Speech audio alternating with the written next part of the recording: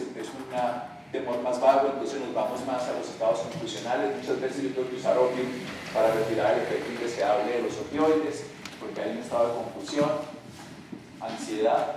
¿Cuál es el objetivo del cuidado paliativo? Y esto es muy bonito porque el objetivo es confort, el objetivo es darle bienestar al paciente. Y cuando uno busca eso.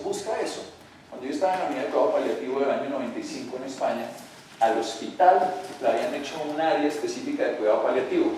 Y a esa área llegaban los perros, por ejemplo. No para consulta, sino llegaban los perros del paciente. Llegaban los niños de 5, 6, 7 años. Llenaban la habitación de cantidades de cosas, llevaban los pajaritos y se los llevaban a la habitación. Eso no ocurre en un hospital de otro estilo. O sea, eso era algo que era importante porque se podía tener al paciente en el estado de bienestar. Y lo que se busca son la atención a los detalles, pero algo fundamental. Uno tiene que adaptar la terapia médica al paciente. Un paciente con un hepatocarcinoma, por ejemplo, duerme todo el día y está despierto toda la noche por la falla hepática secundaria que hace la encefalopatía que termina haciendo. Los pacientes cambian sus rutinas, sus hábitos y además no comen de la misma manera. Un paciente en una fase terminal característicamente no puede comer mucho y tiene un estado normal de ellos, es que tienen náuseas permanentes y sobre todo se agravan con ver o con oler el alimento. Entonces los alimentos tienen que ser insípidos, tienen que ser de poca cantidad, deben ser fríos o tibios, nunca calientes. Los calientes les dan náuseas y esos son síntomas que uno modaliza muchas veces para los pacientes. Pero fundamentalmente la necesidad de ese paciente es poca cantidad y muy poco visual. O sea, ellos no pueden ver la comida porque les da náuseas y la huelen todavía peor. Es una comida dolorosa. Además se pueden decir, uy, quiero comer una hamburguesa, y se la llevan, no la quiero ver. Entonces hay que buscar esas características y adaptar la realidad. Y el paciente es el más importante, pero también la familia. Nosotros decimos que hay una enfermedad en muchas personas que se sufre en un cuerpo. O sea, hay una sola enfermedad que le da a una persona que la vive en todo, y la sufre un cuerpo, pero la viven todos. Todos están viviendo esa enfermedad. Uno tiene al papá enfermo y uno va y entra y están todos los hijos están viviendo la enfermedad. Y eso a veces necesita uno verlo de una manera integradora para no separar al enfermo de su familia.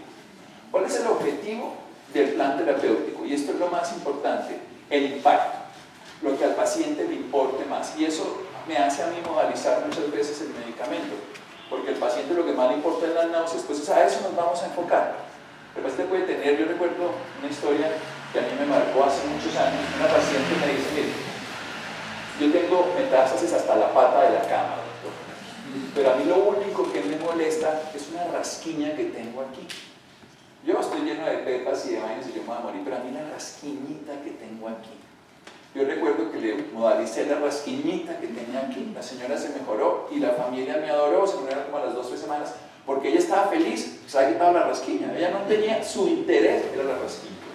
Y eso es fundamental en la estructura terapéutica. A mí me importa es lo que al paciente le impacta. Y lo que uno busca es disminuir entre lo de ideal y lo real, esa búsqueda de ese espacio. Por eso nosotros insistimos en lo que se llama multidimensional, lo físico, lo social, lo relacional, lo espiritual, y siempre hay falta una S interdisciplinario con una actitud de prevención. Hay muchas cosas que uno puede prevenir. Yo cuento siempre esto, que cuando un paciente puede sangrar, hay que cambiar el color de las sábanas y nunca usar toallas blancas, por ejemplo. Eso es una cosa fundamental. Si uno tiene toallas oscuras, azul oscuro, sábanas oscuras, a veces negras, o incluso rojas o verdes, eso hace que el impacto de la sangre sea totalmente distinto. Los pacientes con una herida sangrante y ustedes tienen unas sábanas blancas, eso es dramático. Entonces hay que pensar en cosas de ese estilo, hay que pensar cómo se van a manejar muchas cosas, cómo se va a dar la noticia para cuando se muera el familiar. Hay que hacer mucho trabajo de prevención e intervención previa para poderlo manejar. Pero algo fundamental es cómo lo decimos, porque lo más difícil en la vida para un terapeuta es aprender a dar las noticias. Yo recuerdo cuando estaba en el Instituto Nacional de Cancerología en el año 91, a mí me decían, generalmente el más grande le decía al más chiquito, la enfermera, cuéntele usted que le recayó la enfermedad. Y uno suelta como puede. Cuando estuve en España me enseñaron un protocolo específico de cómo dar las noticias. Y lo primero es que uno nunca dice le va a dar una mala noticia, porque ya no importa lo que le diga. Porque ya de entrada uno dice, mire, entonces tiene 6 pasos y nosotros lo repetimos permanentemente, y eso tiene una historia muy simple, dice el doctor Borman. Primero es cómo se presenta uno, dónde está, situado a la misma altura, en la misma postura, porque generalmente las personas están, el médico está por allá arriba en una poltrona y el paciente está por allá en un butaco, entonces uno le está dando una sentencia de juez implacable frente al diagnóstico que tiene. Sentarse a la misma altura, pero nunca de frente, sino en medio lado, o colocarse a una forma que el paciente me pueda mirar y acercarlo, también pueda mirar. Tener su grupo de apoyo detrás o al lado de él, que es muy importante para que él se siente. Y si yo tengo un grupo de apoyo, que nunca estén detrás de él, porque se siente pues buscado y obligado a tener que hablar ya mucho, solamente la comunicación de hacer con una persona. Luego lo que tenemos que hacer es saber qué tanto sabe la persona, y esto es muy importante. Una vez se gasta media hora en intentar decirle algo así, yo se lo alcance, doctor, yo sé qué tal cosa, y uno ha sufrido por intentar hablar. Entonces uno siempre le pregunta después de saludarlo, estar bueno, ¿sabe qué tiene? ¿Sabe qué le pasa? ¿Sabe qué ocurre? Y uno espera y conoce el lenguaje del paciente, y ahí uno modaliza de paso, y al mismo tiempo sabe específicamente el paciente dónde está. ¿Y qué tanto quiere saber? Muchas personas le dicen a uno, ay, no me va a decir más, porque yo siempre, cuando uno le pregunta, bueno, ¿qué hubiera pasado si tal cosa? ¿Usted qué cree que sí esto? Uno hace una hipótesis y el paciente le va diciendo, no quiero saber más, o si quiero saberlo, necesito saberlo. Y hay una cosa fundamental, esto se ha investigado mucho, cuando a un paciente se le da un diagnóstico, y esto es una historia que si alguno de ustedes ha pasado por esta experiencia, si ustedes le dan un diagnóstico indeseable, hacen este momento una anestesia sensorial. Y todo lo que se diga después es como si estuvieran hablando a otra persona, la persona se crea así. Y oye, la persona le habla y está. Entonces, la forma en que se llega a eso es que el paciente lo diga más que uno mismo. Es que el paciente llegue a eso con uno y no que uno sea el que ponga al paciente. Pues si uno le dice la información, el paciente se queda así. Entonces, el proceso que sigue ahí se llama compartir información. Entonces uno va hablando y le va poniendo al paciente la misma información. Le dice, el paciente contesta, le puede dibujar, que es lo que hace mucha gente, que funciona muy bien, pero está manejando la información de común acuerdo. Y aparece algo fundamental, uno se da cuenta qué fue lo que el paciente hizo, si se quedó paralizado, si el paciente está mirándolo a uno pero no lo está siguiendo con los ojos, si uno está hablando y el paciente no le pone atención, entonces uno tiene que saber que el paciente no entendió. Hay algo que para mí, todo lo que yo aprendí, lo mejor que yo he visto y se lo recomiendo el resto de sus vidas a ustedes, y les voy a contar además una anécdota que me pasó precisamente en esa dirección. Cuando yo tengo un paciente que le doy una mala noticia, en este caso le digo a ustedes mala noticia, pero al paciente le digo, quiero hablar contigo, tengo unas preguntas para hacer. Generalmente cuando uno plantea que son unas preguntas, la persona espera que uno le vaya a preguntar, y lo que yo voy a hacer es preguntarle. Claro, lo voy a contar desde las preguntas, no desde las respuestas, y eso cambia completamente la actitud de la persona. Pero lo que más me ha servido a lo largo de toda la vida es llamar al otro día a la persona y preguntarle cómo está. Esa pregunta cambia completamente. ¿Cómo amaneció? ¿De qué hablamos? ¿Se acuerda de esto? Yo recuerdo una paciente, de las primeras pacientes que yo les formulé homeopatía, estamos hablando de cuando estaba aquí estudiando en la década de los 80, y la señora fue a consulta y yo le escuché la historia, tenía un dolor de cabeza de unos 18 años, de haber tenido una jaqueca, una cefalea tensional, la había visto mucha gente, no importa eso, pero yo me dediqué con ella a hablar y yo le mandé un medicamento. Como buen estudiante novato, toda la noche estuve leyendo todo, y yo me asusté mucho y dije, no, yo no me pude haber mandado eso. Y la llamé a las 7 de la mañana, en esa época no había celular, a preguntarle cómo había estado, y hablé con ella otros 15 minutos, y al final le dije que no se tomara el medicamento. Ahí lo enredé, no, bueno, no sé qué tal cosa. Bueno, la señora nunca volvió. Yo dije, claro, le di como un cuero. La señora volvió como a los 6 meses y me dijo, ¿sabe qué? Yo me curé y nunca me tomé el medicamento. Nunca me tomé nada. Pero y yo después cuando fui a estudiar en España entendí esa importancia. La segunda llamada es algo que uno hace solamente cuando a uno le importa el paciente. Porque a uno el paciente está ahí, entonces hay una relación comercial, profesional. Pero cuando uno va y llama a la otra persona, al otro día hay un interés muy especial en esa persona. Y eso que una persona, en este caso particular, el hijo se había ido de la casa, bueno, la historia daba mucho para un abandono, una persona abandónica, pero Independientemente de eso, que uno le importe a la persona y sea capaz de llamarla como profesional hoy en día con estos aparatos es buenísimo. Ya a toda la gente les dejo mi número celular. Yo sé que eso la gente dice que uno me enloquece. Yo les digo escríbanme, no me llamen, y les contesto mensajes. A veces hago una conferencia, tengo 15 mensajes, yo los contesto, no me importa. Todos los pacientes, y eso es para mí el éxito más grande, el que uno pueda estar dispuesto, pero el que uno lo llame al otro día es una recomendación. Uno lo llame, ¿cómo amaneció? ¿Cómo se siente? ¿Qué fue ¿Se acuerda de lo que hablamos ayer? Eso cambia completamente la historia del paciente. Eso se llama planificación y seguimiento. ¿Cuál es la causa del dolor? No lo sabemos.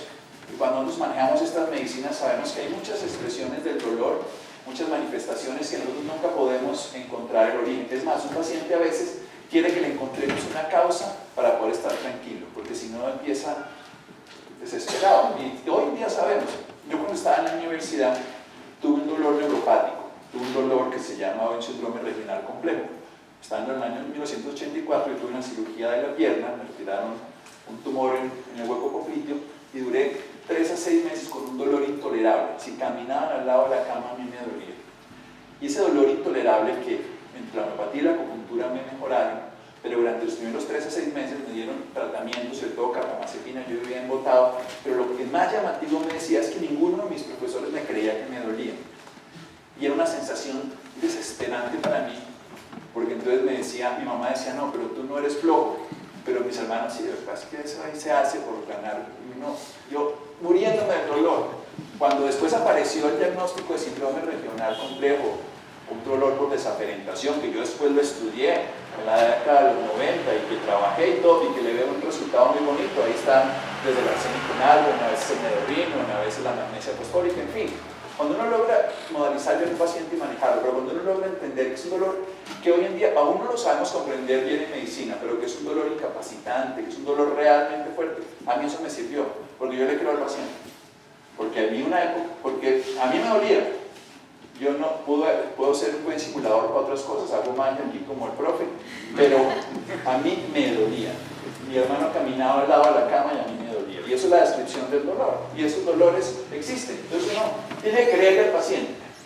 Ahora, cuando a un paciente se le va a hacer un procedimiento que le va a aliviar y lo va a curar, ese procedimiento es más fácilmente aceptado. Pero cuando no. El ejemplo que siempre se da es, si a una mujer se le va a hacer un leglado, por un mortinato, o pues se va a hacer una cirugía, una cesárea con un mortinato, el procedimiento es mucho más agresivo y el dolor es mayor que si lo hace una cesárea para nacer su hijo vivo, porque hay una expectativa de dolor completamente distinta, un resultado.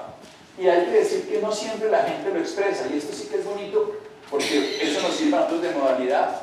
Si la persona lo expresa de una manera con angustia, el paciente lo manifiesta de una manera diferente. Sabemos que el dolor agudo hace expresiones de ansiedad y el dolor crónico hace depresión. El paciente con un dolor agudo se vuelve muy expresivo con el dolor, con un dolor crónico se acomoda, además porque está aburrido de que le digan que no llore, que no grite, al abuelito le dicen, ay, no moleste más, ya estamos mamados de que usted se queje. Recordemos que cada paciente no tiene el mismo estímulo, eso lo sabemos. Uno le dice, ay, pero es que a mí no me duele eso, pero a mí sí. Y es que al otro no, pero a mí sí. En el trabajo de parto sí que debe ser así, es el proceso propio. Felizmente no me duele. Sí. Sí. La tolerancia es algo personal y particular, no la podemos juzgar, la tenemos que conocer. Y el placebo, yo aprendí aquí el Smith, el Kent, todos estos productos y realmente encontré eso, que la ciencia nos habla del 30% del efecto placebo, y la homeopatía es maravillosa en eso, porque es que usa el placebo y no el nocebo. Recordemos que el nocebo es tan tóxico como podría ser un veneno para el paciente, y el placebo es tan útil. O sea, es uno de los procesos más interesantes. Y nosotros, el cuidado paliativo para salir, no obviamente de nosotros aquí, claro, pero no, utilizamos el principio del placebo siempre con la información. Incluso es tan importante que aplicamos permanentemente el proceso antes de utilizar un medicamento, siempre el aspecto del placebo. Y el placebo nace, si ustedes deben haber leído, todos hemos leído y aún no tenemos ni idea por qué funciona el placebo. Yo estuve hace poco en un congreso de dolor y ahí llegó un chacho maracho del placebo y dijo, no tengo ni idea cómo funciona el placebo. Entonces yo les digo lo mismo, no, ni idea. Pero en lo que sí logra el placebo, eso sí se sabe. La sensación, y es lo que les conté ahora, con la sensación de que el proceso es comprendido y la persona que está ahí está habilitada para, haciendo lo que sea, mejorarlo.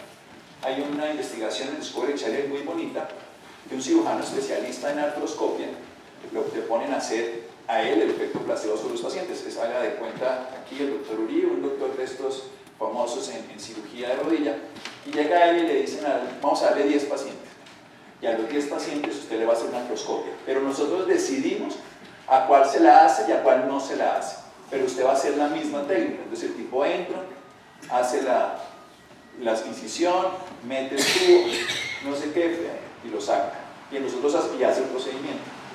Los 10 tuvieron el mismo resultado, y el tipo entra en shock, dice, ¿cómo así es posible que yo Pero él induce tanto en el paciente la confianza, hace el procedimiento tan querido y tan creído, claro. Cuando las botas funcionan, a mi mamá me funcionan, a mí también me funcionan, a mí me dan, pues me funciona. Independientemente de que la homeopatía funcione por otro principio, pero no lo podemos perder. El estrés es lo más significativo en un proceso de un paciente terminal. El estrés es el síndrome general de adaptación. Y la búsqueda más importante en un paciente es adaptarlo a que se está muriendo. No adaptarlo a que no se va a morir, sino adaptarlo a que va a vivir hasta que se muera. Esa es la forma de decirlo. Yo lo digo de manera muy simple y me encanta hacer esta analogía a los pacientes. Y yo les digo, no digan no me quiero morir. Cuando uno quiere no morirse, vamos a poner el acólito, aumenta todo el sistema estresor, que en unas horas después empieza a destruir. Entonces yo les cambio esta frase por digan, yo quiero vivir para tal cosa. Entonces la gente le dice, no, yo no me quiero morir para estar con mis hijos. Yo le digo, no, más bien diga, yo quiero vivir para estar con mis hijos. Yo no me quiero morir porque no puedo dejar a mi marido solo.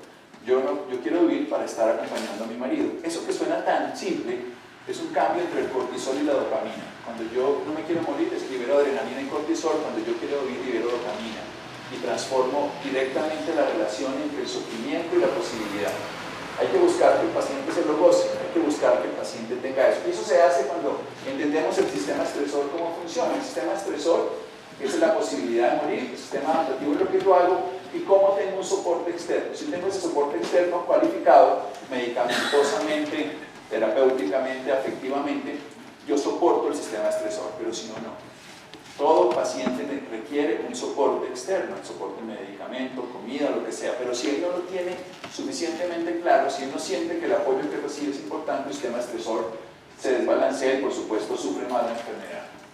El sistema adaptativo es un sistema personal, es un sistema que cada uno de nosotros tiene, que lo decide tener, y el sistema de soporte es un sistema que recibe de afuera, que viene de un profesional idóneo, que viene de un familiar que simplemente lo contiene, pero es necesario tenerlo para poder hacer una medida de intervención general, pero sobre todo como terapeuta de manera específica.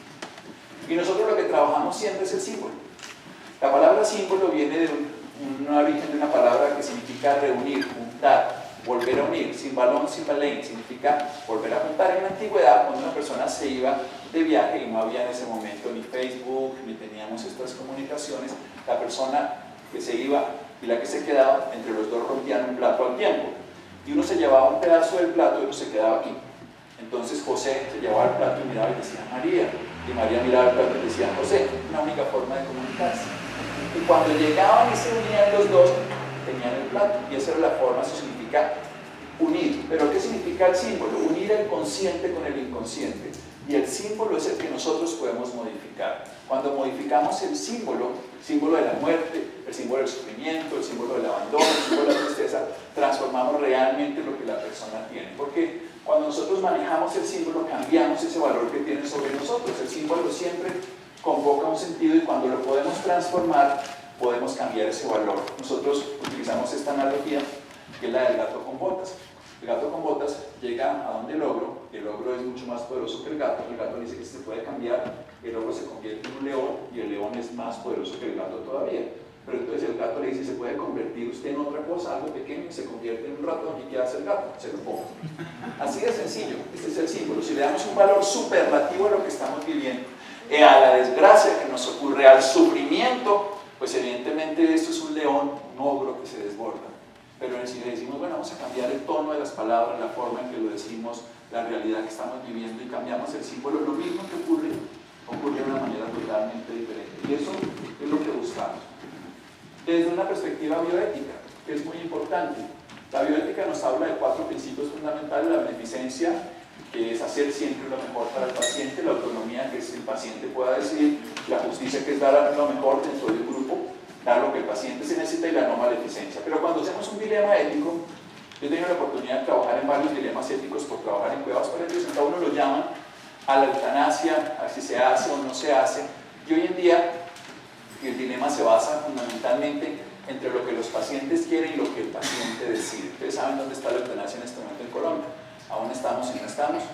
Sin embargo, algún día cambiará eso. Yo soy partidario de la ortotanasia, que es lo que hace el cuidado paliativo, que es no prolongar la vida, dar calidad de vida, pero no infringir la muerte. No hacer nada para generar la muerte, pero tampoco hacer nada para hacer dispanasia, que es prolongar la vida. Eso no tiene sentido, sobre todo el caso más patético que todos conocemos en el mundo es el de Franco, el presidente, el dictador, perdón, de España, que estuvo en una dispanasia mucho tiempo, simplemente a él lo tenían en aparatos muertos para mantener un status quo de lo que tenían ellos en el gobierno español, y lo que nosotros buscamos en las familias es que la persona se va a morir, se va a morir, vamos a darle calidad de vida, por eso trabajamos desde eso. Pero siempre que la familia nos dice, no le diga al paciente porque le hace daño, en el dilema ético tenemos una característica, la no maleficencia primero, no hacer nada que haga daño. Pero segundo, está antes que la maleficencia, que es lo que uno dice, es la autonomía. O sea, el paciente tiene que decidir saber, el paciente está preparado para saber y vamos a acercarnos de una manera como el Dr. Bauman nos enseña a contarle la verdad ya que el paciente sepa. Ese es el dilema ético, se maneja desde la autonomía. Porque pues abarcamos a la familia de una manera general y particular. Al lado de la familia no termina formulando, al lado del paciente termina formulando a la familia permanentemente, porque los pacientes tienen una sola enfermedad que la viven entre todos y que la sufren fuerte. Y así como lo podemos ver, entonces el paciente funciona de una manera específica. Nosotros buscamos disminuir la función estresora, pero aumentar la función cuidadora. Hay algo muy importante en la familia, si les puedo hablar muchas cosas, pero hay una que es la única que realmente uno puede trabajar de una manera práctica. Y es hacer sentir a cada miembro de la familia útil.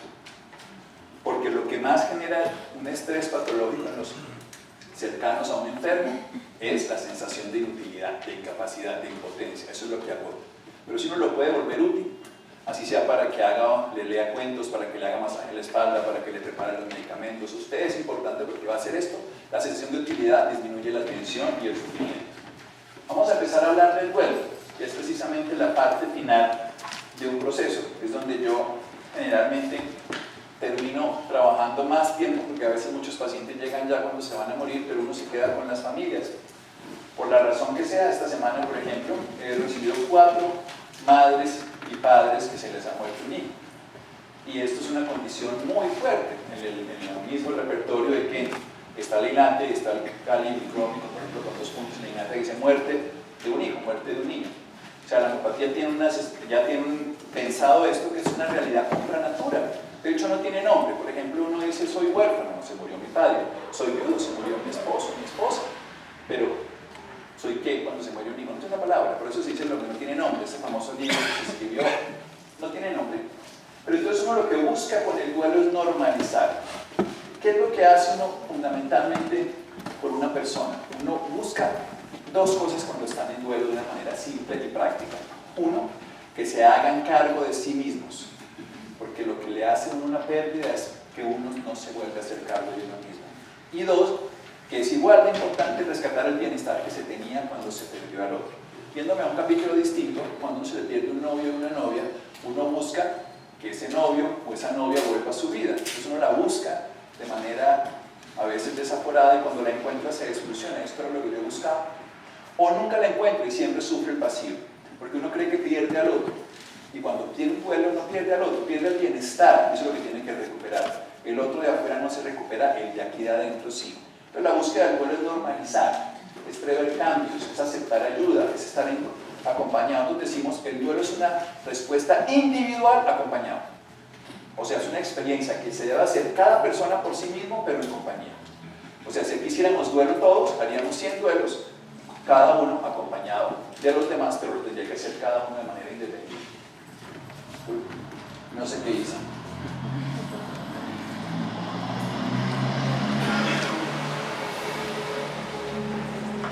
El Dr. Bowley, que es uno de los investigadores de las fases del apego, una de las grandes autoridades mundiales en este proceso, nos habla de las fases del duelo y generalmente son muy bien definidas y uno puede trabajar de una manera muy clara.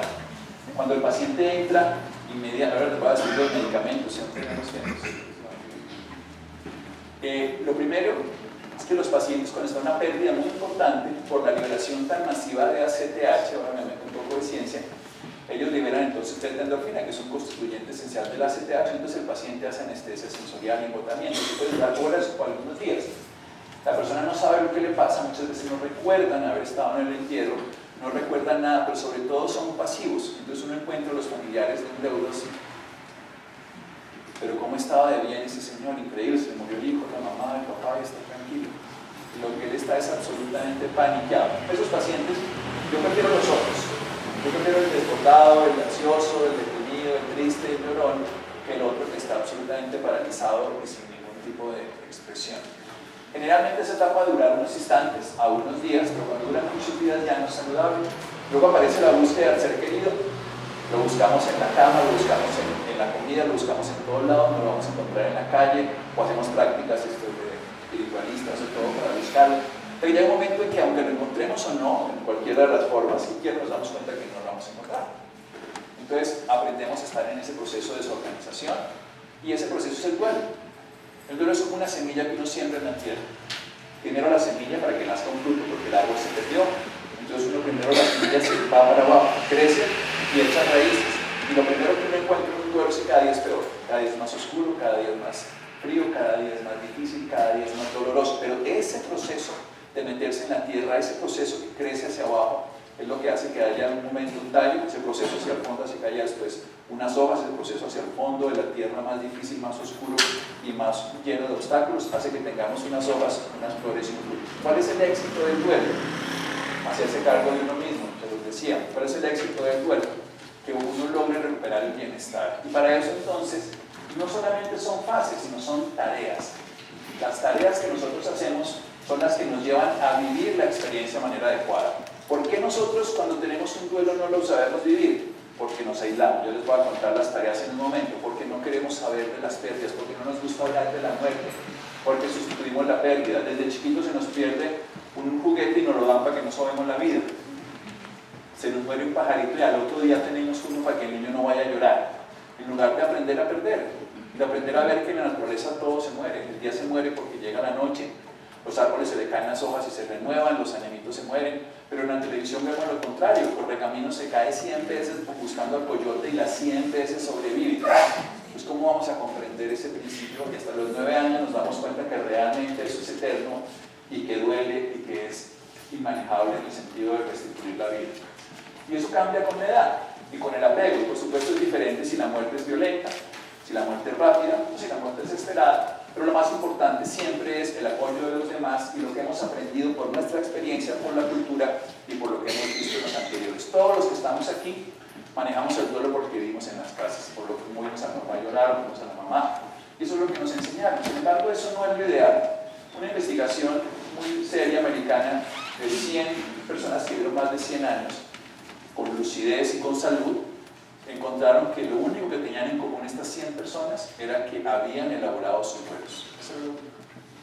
O sea que cuando uno tiene 100 años, habrá elaborado duelos, muchísimos, pero se habrá dado tiempo de caerse. Sí, por eso en Oriente dicen que el duelo hay que vivirlo como el bambú y no como el roble. El bambú se cae, se tiende, viene el tifón y luego se levanta y queda bien, mientras que el roble se queda rígido, sólido, pum, se explota. Dicen, si usted no llora con los ojos, llora con el riñón, con el corazón, con el pulmón, llora con enfermedades, entonces es mejor quejarse. Y por eso nosotros lo vivimos de diferente manera. Ahora, no solamente está el duelo por muerte. Cuando una persona se le muere, la gente dice, sí, tengo un duelo relacional por muerte, separación y abandono. Pero es que un duelo no solamente hay que hacerle duelo a esa pérdida mayor, sino hay un duelo ambiental, hay que cambiar de casa, hay que mover todas las cosas que están en ese lugar porque ahorita ya no las tengo. También hago un duelo de habilidades y destrezas que hacía con esa persona, ya no tengo, si se muere mi papá, ¿quién me va a proteger? De futuro en los niños. Hay gran cantidad de condiciones que ocurren simultáneamente porque perdemos objetos generalmente. Yo tengo una paciente que son los trabajos más bonitos que haya visto yo en esto. El hijo se le suicida porque se quiebra con la plata. El mismo día que se suicida, él se queda en la calle, textualmente. Se queda sin hijo, el amor de su vida y sin dinero. Esta mujer decide morirse. ¿Qué más hago yo en la vida? Y empezamos un proceso y al mes esta mujer dice, voy a darme una oportunidad de vivir. A lo que ella va y dice, yo lo que quiero es morirme, por favor que me den cáncer rapidito, porque yo no me voy a suicidar, yo no voy a hacerle lo mismo a mi hija, que a mi hermanita, pues el muchacho que se murió, no le voy a hacer la maldad, pero yo me quiero morir. Entonces un cáncer, ¿cómo hago para que me den un cáncer? Por favor, un cáncer, así.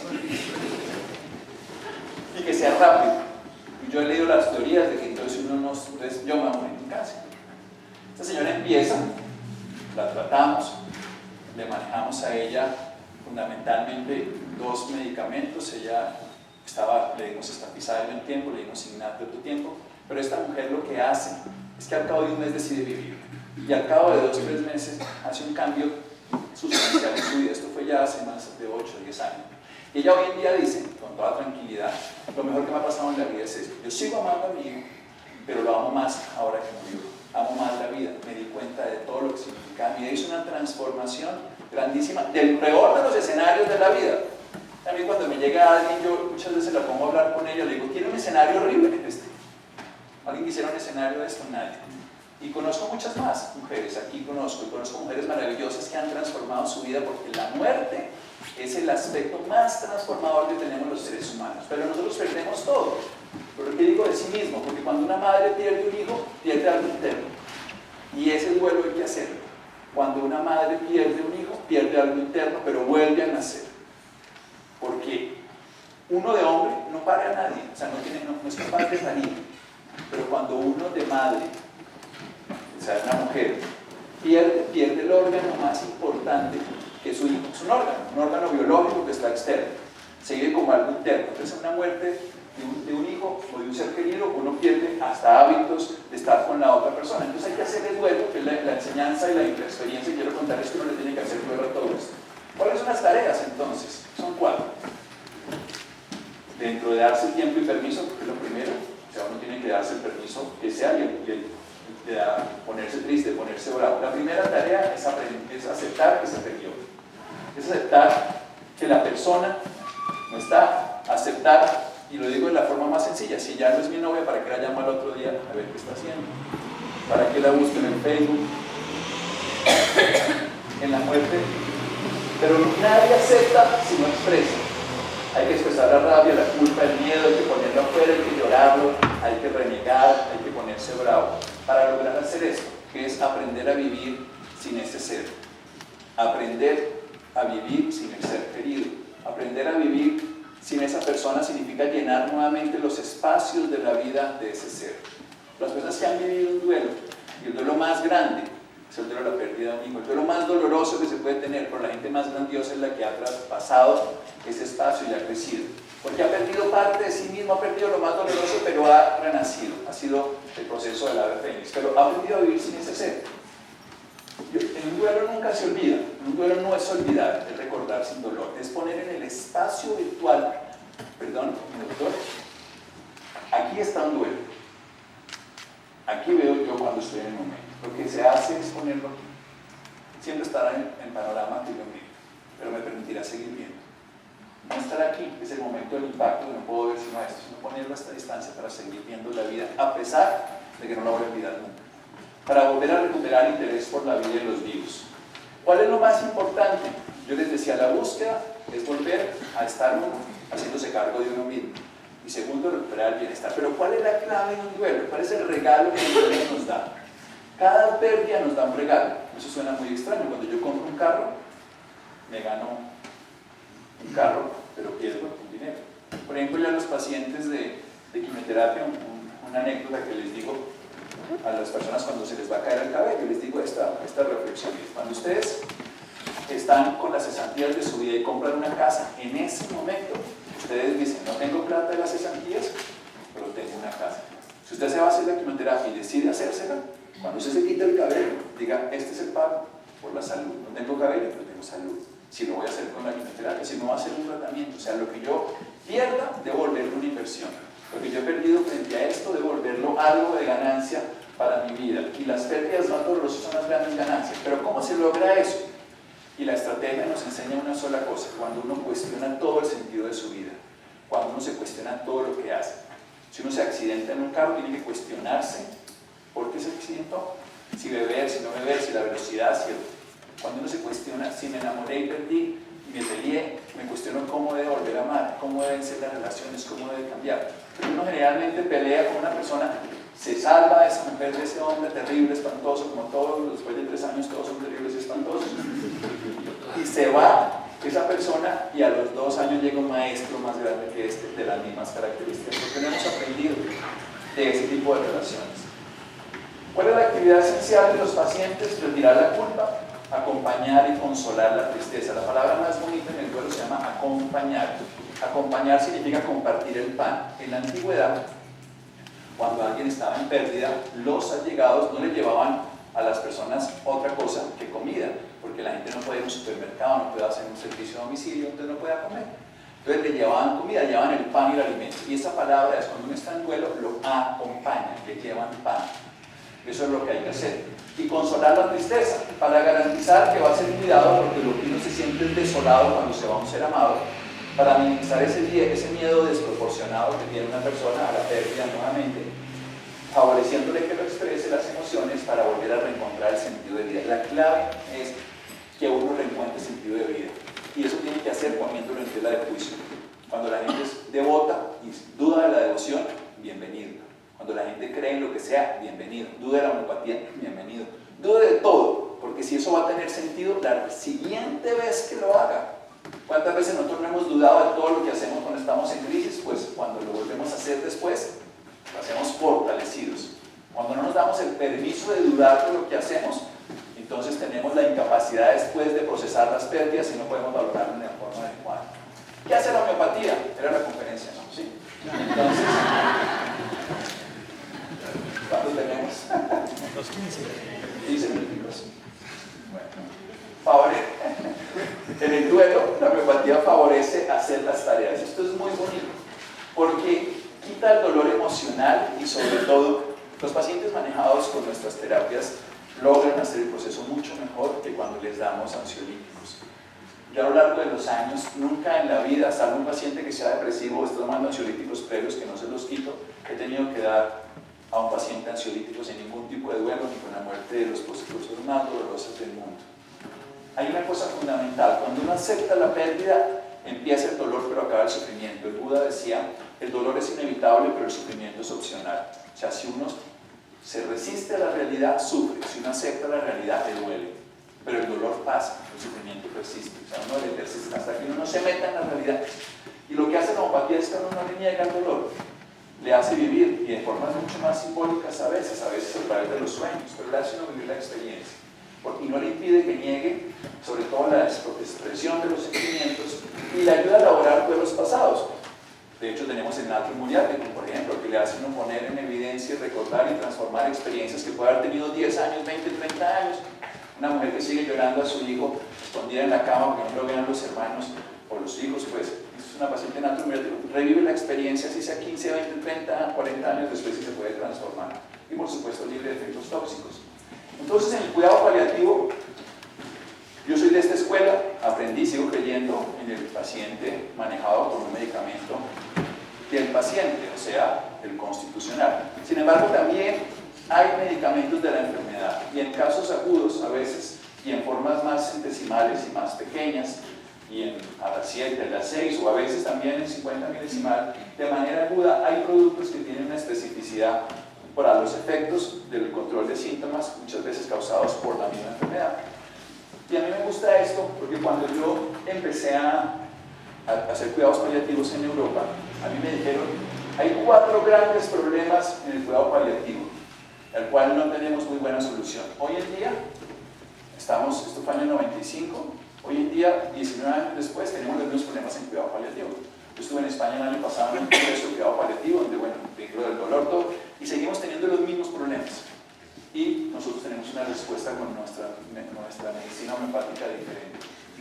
Conocemos las quemaduras, el cantaris con un efecto específico cuando se ampolla, incluso el cáustico, generalmente cuando son más internas.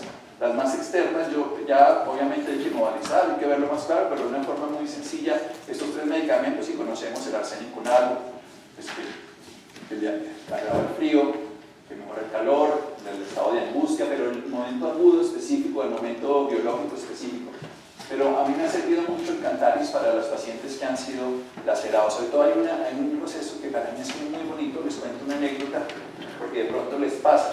Los pacientes que tienen carcinoma de cabeza y cuello les hacen radioterapia, y es sine qua non que esos pacientes tienen que hacerles una gastrostomía y a veces traqueostomía.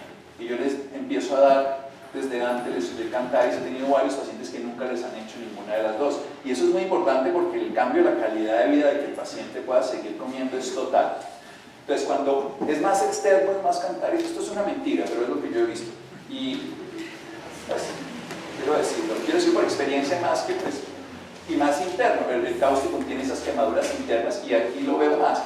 Entonces, a veces les tengo que dar el uno o los dos, pero yo lo empiezo a medicar desde antes. Yo sí creo, y por experiencia, que cuando uno premedica a un paciente funciona mejor. Cuando uno lo prepara a darlo antes de que ocurra, le va mucho mejor, porque ya sabe a dónde se va a exponer. No esperar a que aparezcan los síntomas. Como quimioterapia, lo que a mí más me ha gustado para los náuseas de la quimioterapia por encima del efecto es el tabaco, que he visto que es más similar al efecto de la náusea del medicamento. Y nosotros preparamos, y hace unos años aquí presentamos, que cuando yo estaba trabajando en el Instituto Nacional de Cancerología, en el año 92 y 93, yo hice fármacos específicos a la 7-CH de los medicamentos que se le daban a los pacientes, sobre todo uno que es la doxorubicina, que es un medicamento que en esa época se usaba y hoy se sigue usando para el cáncer de seno, que es lo que yo más veo, aunque veo otros tipos de pacientes con otros tipos de tumores. Y hoy en día tengo otras estrategias, pero en ese momento era la mejor y realmente funciona.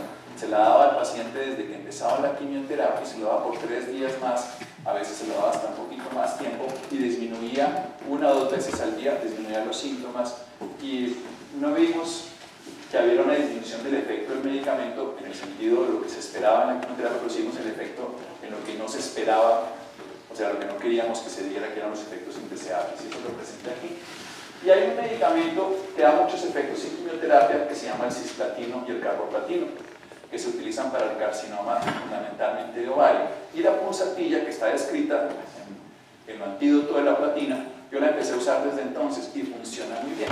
También la pulsatilla también está descrita para la diarrea del paciente con opioides, que además es bien sui generis porque todos los pacientes que toman opioides hacen estreñimiento, pero cuando hacen diarrea, la pulsatilla es un síntoma que está ahí descrito y me funciona perfectamente, es como tenerlo en cuenta. Ahora, dolor en el recto. Si el cuidado paliativo le dicen a uno, si usted hace un paciente con radioterapia o tiene una masa en pelvis, el dolor con el recto, que es un dolor pujante, que es un dolor además que la ratania lo tiene característico, que es de vidrio, estallado en muchas formas, es un medicamento que a mí me ha ayudado y a los pacientes maravillosamente. Es bien importante porque es un dolor que no tiene tratamiento adecuado en el sentido de la medicina convencional, los opioides no funcionan, los antiespasmódicos tampoco funcionan, toca darle al paciente una dosis altísima y generalmente ese paciente requiere un bloqueo, es la única forma que sale. Es una opción para pensar, a mí me ha funcionado en muchos pacientes, ustedes deben conocer el medicamento, tiene muchos síntomas y el sitio de acción principal es el recto. Y en los pacientes con cáncer del recto, yo tuve un paciente hasta hace poco, el señor duró, el papá de una amiga mía, él le encontraron un cáncer del recto con un 80% de obstrucción. Duró 2 años con el 80% de obstrucción, haciendo pujo y tenesmo, y lo que le ayudaba era esto. El señor no se quiso nunca operar porque estaba con metástasis al hígado, le dieron 2 o 3 meses de vida, vivió todo este tiempo y los síntomas se le manejaron y no se obstruyó. Y yo le doy gran cantidad, además de que él tomó su medicamento, era una calcárea carbónica, pero durante todas las crisis este era el medicamento que yo usaba. Y la neuropatía tóxica es una de las grandes desgracias de los medicamentos como el oxiloplatino y también los platinos y muchos, y los taxanos que se utilizan para el cáncer de seno. Y es un síntoma común en todos estos pacientes, casi que todos los pacientes hacen neuropatías tóxicas. Hay de 2 tipos, una que hace ya degeneración, que es el plumón metálico con el daño, y otra que es la más común, que es la de la magnesia, que es ese dolor lancinante nunca quemante. El dolor quemante nunca es de magnesia fosfórica, eso me lo enseñaron aquí, sino es el dolor quemante del arsénico en algo, y yo fundamentalmente le doy ese medicamento. Pero yo les digo, mi experiencia es empezar a darlos sabiendo que van a pasar, empezar a darlos un poquito antes, que eso funciona mejor. Entonces uno muchas veces no les da nada, y que bueno, no me dio eso, listo. Eso es lo que buscaba. Y de lo que más quiero yo en mi vida es el manejo de la agonía. Ustedes no saben lo que lo deben saber, perdón, como seres humanos, lo que es manejar una agonía. Hay la angustia que significa ese estado para una familia. Y estos son los 5 medicamentos de la agonía para mí. Vamos a ponerlos en cualquier orden. El Stanton, por ejemplo, en esa debilidad respiratoria. Si hay algo que a la familia y al paciente lo angustian, que les decía, es el dolor y la disnea. Y que el paciente se muera ahogado es absolutamente dramático para todos. El Stanton, ustedes deben conocer el síntoma, es un paciente que tiene una debilidad que se cae de la cama, pero la debilidad está concentrada sobre todo en el pecho. Entonces un paciente que en una fase terminal, no por un tumor pulmonar, no funciona. Cuando la enfermedad no es pulmonar y está con disnea y no hay un derrame pleural, le accidenta el Stanton, porque es una debilidad del organismo, está tan débil que le sirve el Stanton. Me ha funcionado. Y hay un remedio que me encanta, que es la cánfora, que son esos pacientes ya en agonía, que están totalmente helados y le dicen a uno que están de calor.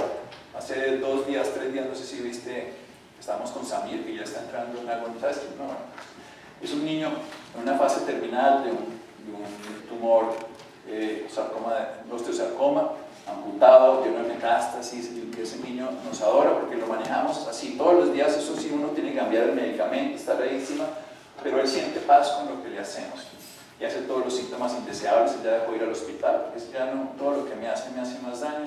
Pero el caso fundamental es que él hace cuadros de cánfora. Y yo he visto muchos pacientes ya se va a morir, en cánfora y vuelven y se recuperan. Están acostados, postrados, se descubren. Es el paciente, yo lo veo de la siguiente manera: es un paciente que está helado, lo cubren y el paciente, como puede, se descubre. Ese paciente para mí es un cáncer. Hay que ver más cosas, pero ese paciente está totalmente frío, cadavérico, perdido, es alcanfor, pues, y se da. Y el paciente, yo he visto, pues, se recuperan, un rato vuelven y se entran, pero hacen un cuadro muy similar. El carbo vegetable, si ustedes, pues, los pacientes, que es la debilidad total del sistema en general, en el, pues, el paciente que requiere que le echen airecito, que le boten, que le abran las ventanas, pero sobre todo que es un paciente débil. A mí me gustan muchos pacientes graves, una fase muy avanzada, donde les da carbo vegetable y se recuperan y mejoran como su estado general. Y el acónito, que es el que está en angustia, y el arsénico en alcohol son los de angustia de muerte, pero el acónito que me va a morir, estoy muriendo, que ustedes lo conocen, y el arsénico en alcohol con esa ansiedad, desasosiego, que es el señor que se levanta, se voltea en la madrugada, son espantosos con angustias. Ese es el medicamento. Y para terminar, en los pacientes y en las familias, en este caso en las familias, al terminar este proceso está la homeopatía del duelo. La Ignatia Mar, que es nuestro medicamento esencial, que todos hemos usado y que seguiremos usando, y que por supuesto le debemos demasiado a este medicamento. Casi que uno, si le diera todos Ignatia, le estaría pegando al 70-80% de los duelos. Y por eso, es más, muchas personas ya lo saben, muchas familias le dicen a uno: todos estamos tomando Ignatia. Entonces, bueno, estaremos a ver quién no.